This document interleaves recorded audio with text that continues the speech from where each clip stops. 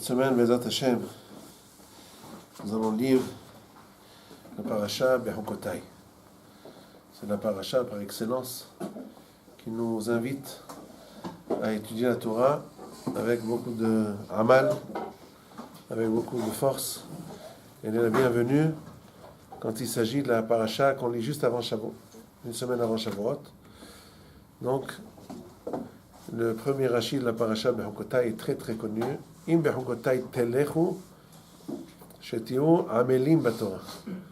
Rashi explique, c'est quoi telechu? Vous irez dans mes préceptes, dans mes mitzvot. Ça veut dire vous serez amelim.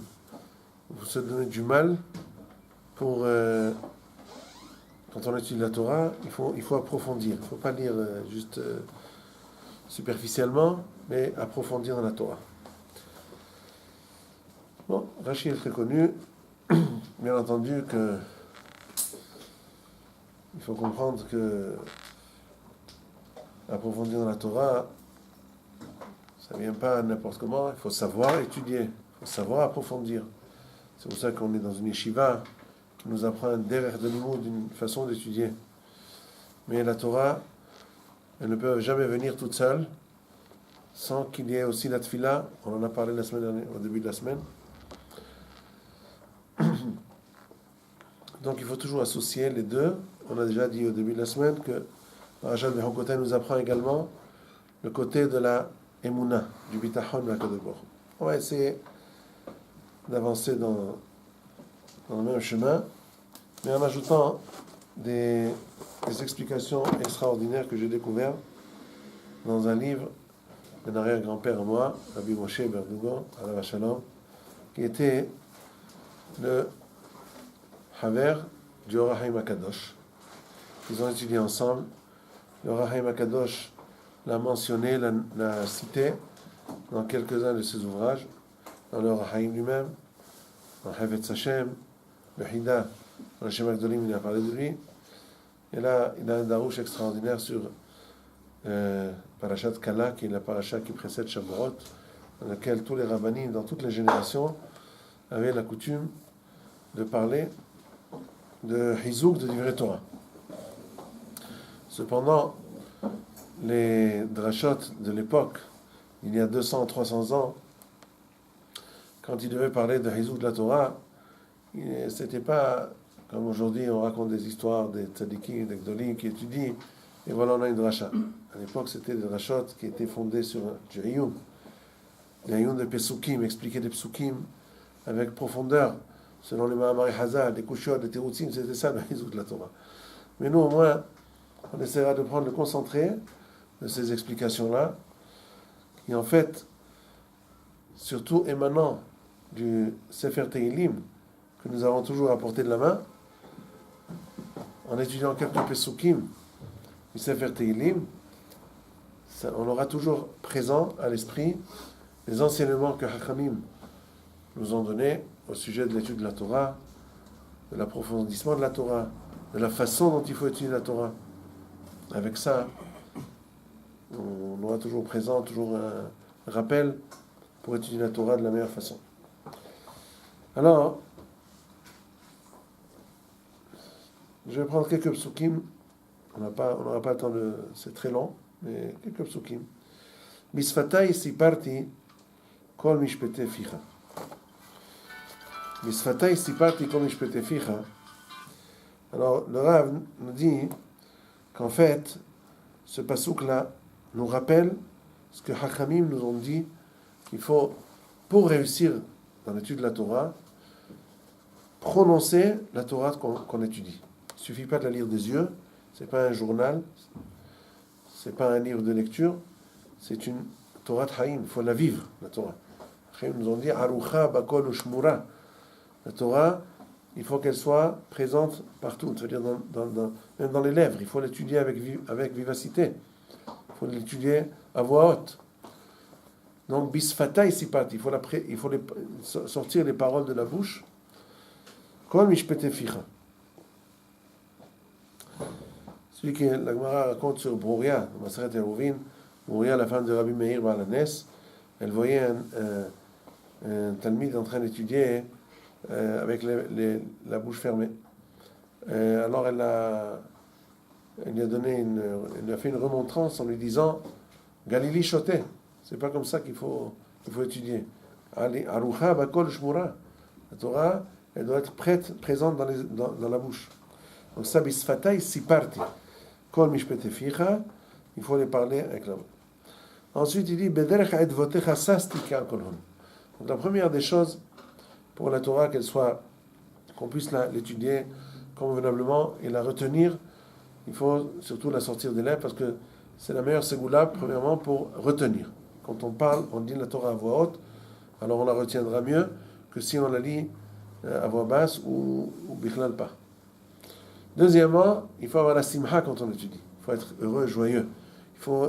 Il faut prendre conscience. C'est vrai ça se médite. Pas dire je suis pas joyeux aujourd'hui, ça va pas, j'ai une mauvaise nouvelle ou comme ça. Alors comment je veux devenir joyeux? Alors il faut effectivement un petit moment de méditation pour se rendre compte que malgré tout, on peut être joyeux, surtout qu'on a la chance d'avoir la Torah d'Akadosh Baruch Hu, de l'étudier. C'est possible, un peu une fenêtre ou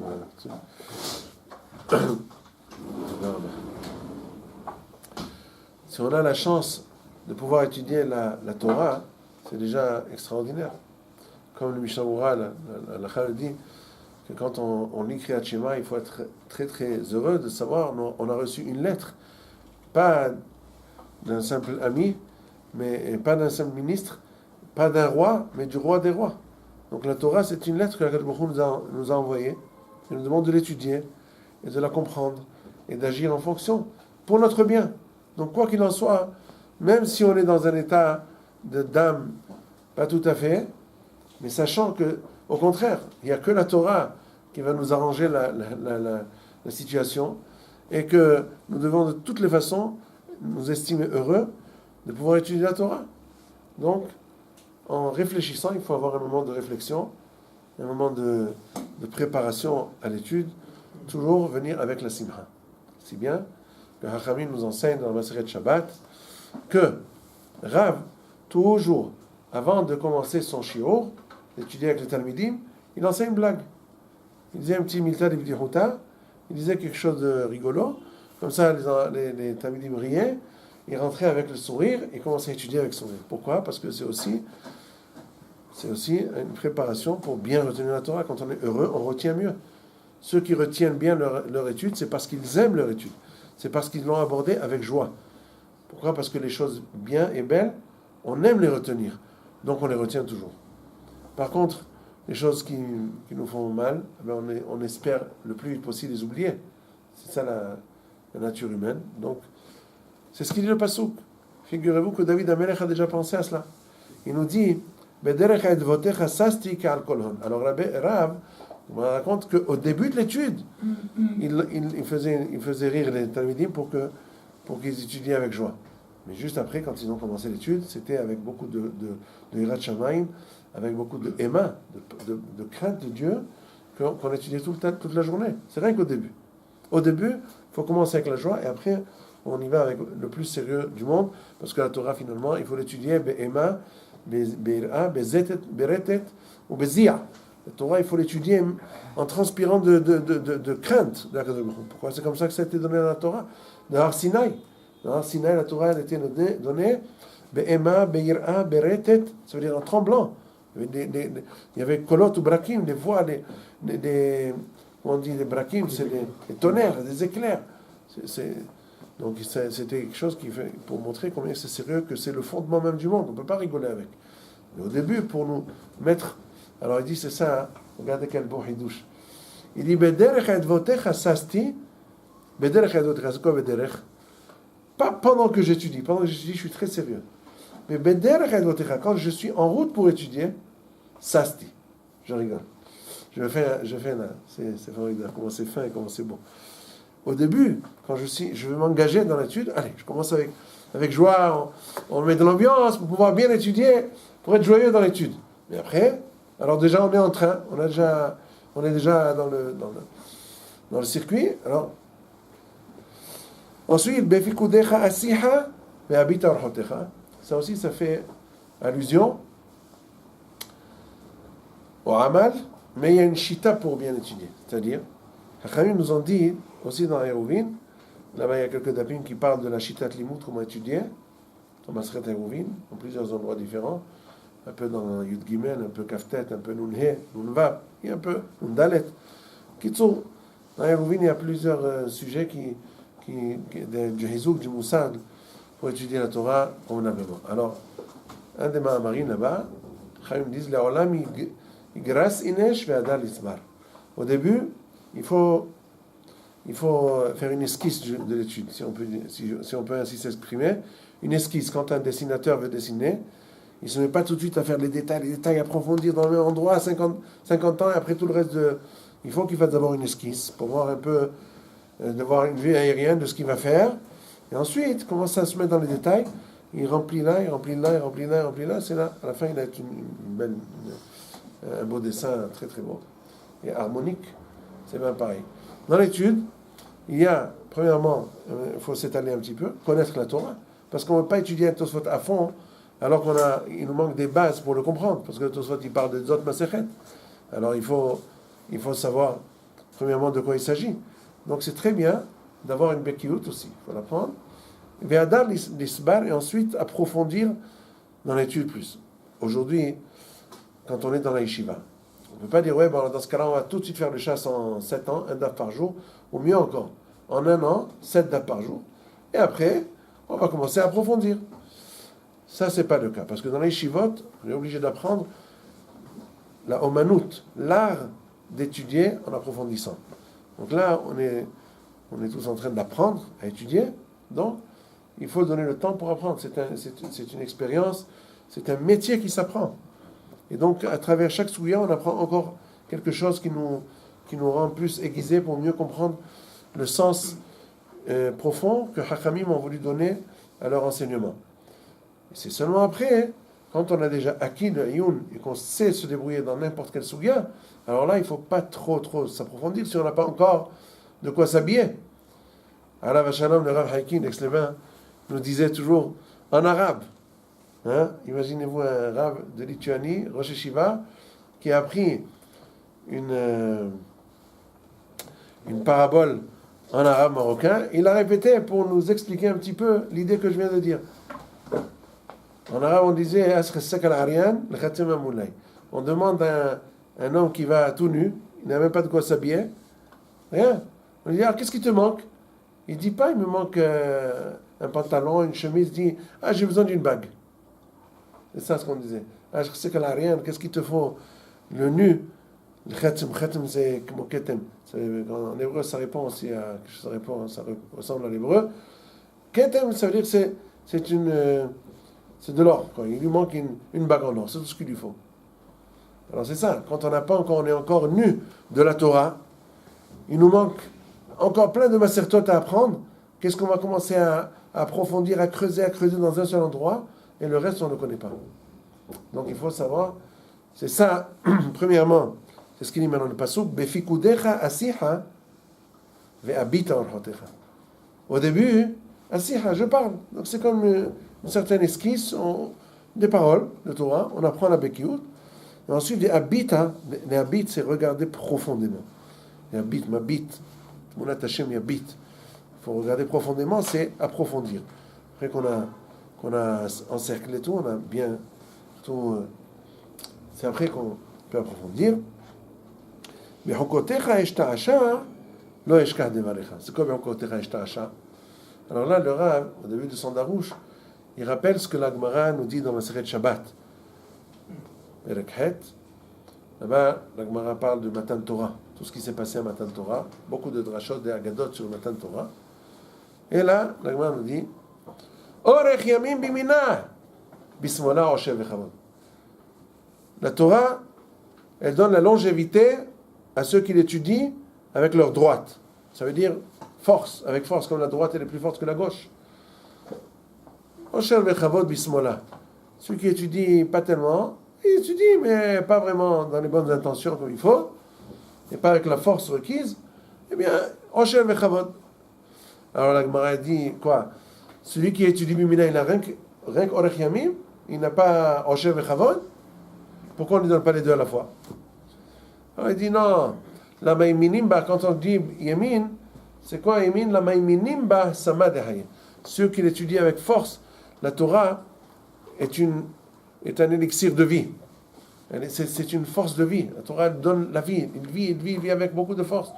Jusqu'à sa vieillesse, c'est tout le temps, il est vif, aigu, comme il faut. C'est ça la Torah. Elle donne la force, la vitalité. Même, regardez un peu les Gdolim, jusqu'à quel âge ils sont encore en pleine possession de leurs moyens, de leur force mentale et souvent physique aussi. Vous savez combien de Gdolim ils atteignent une longévité extraordinaire. Donc c'est ce qu'il dit, la maïminimba samadehar. Il dit, c'est quoi la maïminimba? Il rapporte, une Gemara, il dit, Ahava et Hashem Lokecha, ou l'Avdo, ou le Dov Kabo. Il faut que tu aimes Akadosh Baruch Hu, tu le serves et que tu t'attaches à lui. Alors, la Gemara dit Neymar, plusieurs.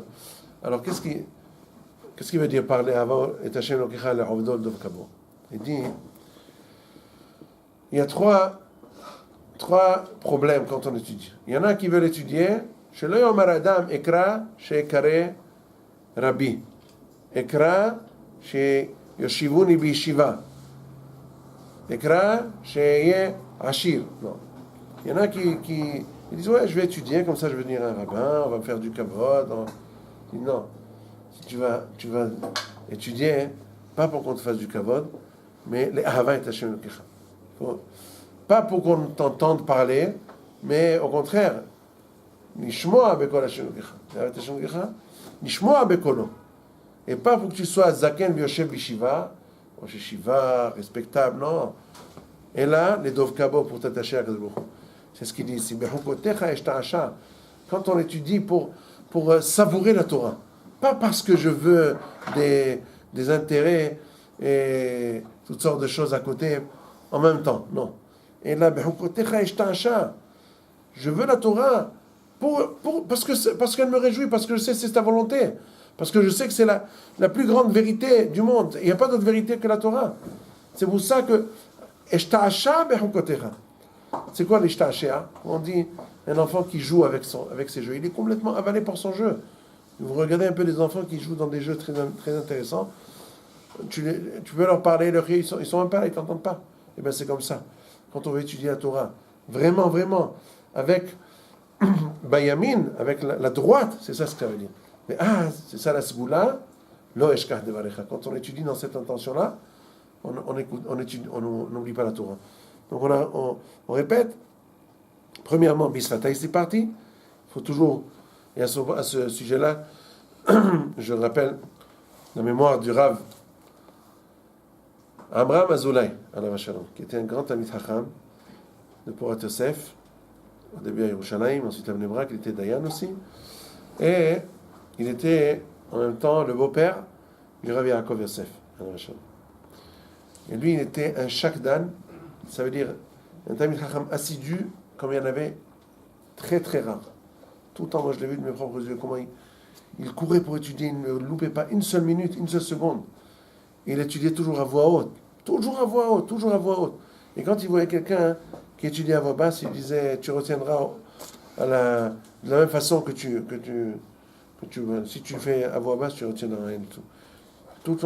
Il a dit que si Hakamim ont dit que pour étudier, pour retenir, il faut étudier à voix haute, donc ils savent ce qu'ils disent. Il n'y a rien à faire. Si on ne le fait pas, on ne retiendra pas. Donc il faut étudier à voix haute. Deuxièmement, rentrer avec Simha. Rentrer avec Simha, il y a beaucoup de Simha. Et ensuite, au début, Bekiut, et ensuite, Amalayun, et surtout, on revient à ce qu'on dit, chez Tua Amelim Batora, le Shem Shamaim, c'est Mehokotera Eshta'asha Leshkat Varecha. Rav Abai Lazar, Alav Shalom, il a dit, comment on sait que le vrai Sachar, la vraie récompense qu'on a pour la Torah, c'est quand on étudie avec Amal, avec labeur. Très simple. Il amène une preuve formidable. Il dit, vous savez, quand une dame est enceinte, il est écrit dans les halachot de Tahara, que la Gemara était mistapeket, la Gemara avait un doute, est-ce qu'une femme enceinte, qui est la femme d'un Kohen, est-ce qu'elle a le droit de rentrer dans un endroit où il y a de la Touma? Pourquoi? Peut-être que c'est un zachar qu'elle a dans le ventre, peut-être c'est un mâle qu'elle a dans le ventre. Et si c'est un zachar, si c'est un garçon, alors il n'a pas le droit de rentrer dans l'endroit où il y a de la Touma. La Gemara est mistapeket. Mistapek, est-ce qu'elle a le droit de rentrer ou pas? Par contre, on n'a jamais entendu dire qu'une femme enceinte, il fallait se lever devant elle. Pourquoi? Si c'est un garçon, il est en train d'étudier la Torah, il connaît toute la Torah, le malach est en train de lui apprendre toute la Torah, il connaît toute la Torah. Bon, on peut dire encore peut-être au premier mois, deuxième mois, il ne sait pas grand-chose. Le 9e mois, ça y est, c'est un Gdolador. C'est vrai qu'après le malach, il va lui faire oublier. Mais pendant qu'il est encore dans le ventre de sa mère, surtout au 9e mois, quand on voit une femme enceinte du 9e mois, il faut se lever.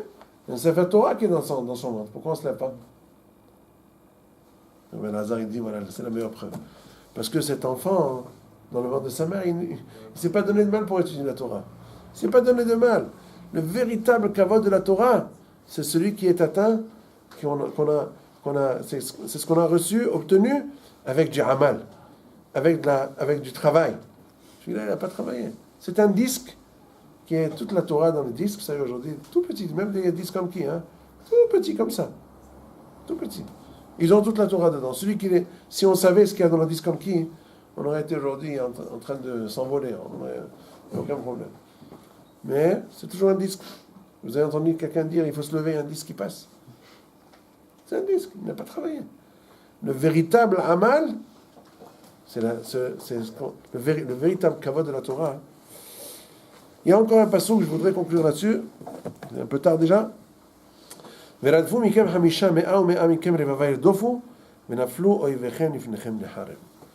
Chachamim nous disent que ce passouk-là, qui parle que quand on respecte la Torah et ses commandements et on étudie, on est amel batorah, on a cette bénédiction, comme on l'a dit au début de la semaine, que on peut vaincre tous les ennemis sans rien craindre. La Torah est avec nous, comme du temps de Hizkiyahu Melech Yehuda. Eh bien, il y a mieux que ça. Veradefu mikem hamisha mea. 5 d'entre vous pourront poursuivre, ça veut dire faire en sorte que des ennemis, 100 ennemis, se sauvent de 5 d'entre vous. Ça veut dire c'est 20 fois plus, n'est-ce pas? 5 fois 20, 100. Ou mea mikem revava irdofu. 100 d'entre vous, ils feront se sauver, Revava, 10 000, une myriade d'ennemis. Alors, où est-ce qu'elle est la quantité? C'est pas, comment on dit? Hein? C'est pas proportionnel. Voilà. C'est ce qu'il dit Rashi. Et là, Rashi pose la question et répond.